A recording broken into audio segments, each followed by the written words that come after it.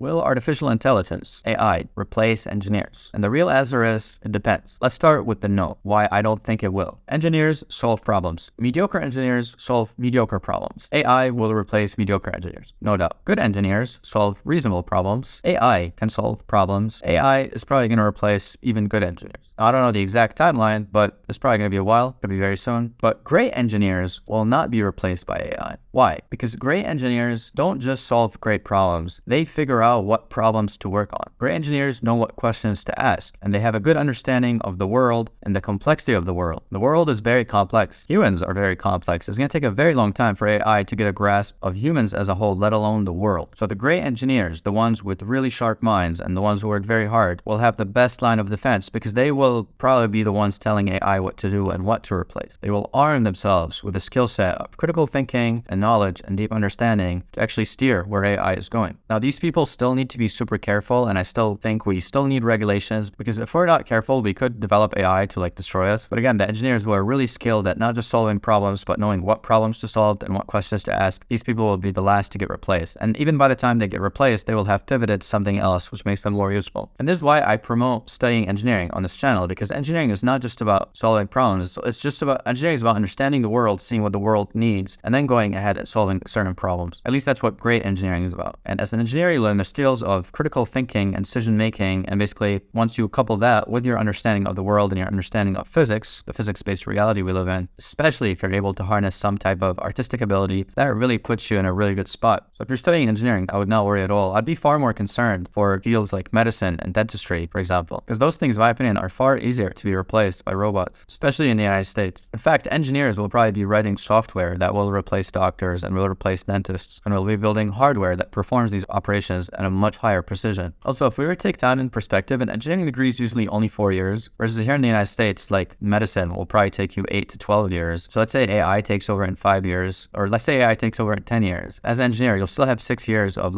having fun, while a doctor, by the time they get all the student loans and graduate and get replaced, it'll be too late. So time is of the essence, I think. Now keep in mind, I'm somewhat joking when I'm talking about that, but if you're an engineering student and you're watching this, don't panic, go do your homework, stop procrastinating, and don't be like, oh my god, AI is going to replace engineers, so I'm not going to do my science. Yeah, nice try. No. If you're curious about what I'm doing and how I'm preparing for the AI revolution, which already happened, really, it's already taken place, is I'm just focusing on deep understanding of the fundamentals. In my case, it's studying physics and studying psychology, which translates to business and engineering. I really think that combination with some type of artistic expression is going to put me in a good spot. At least I think so. At least that's what I choose to believe. Now, obviously, no one can really predict the future. We can only increase the odds of doing what we think is going to happen. Now, I did make a video a while back talking a bit more about my futuristic vision for the world and how we can make it more exciting. Now we can use things like AI and robots, which I think are our friends, to enhance the world, and how engineering is going to take place in that. So you should go out and watch that. I'm going to tell you a bit about why I stay motivated in engineering and why you should be as well. Peace, love.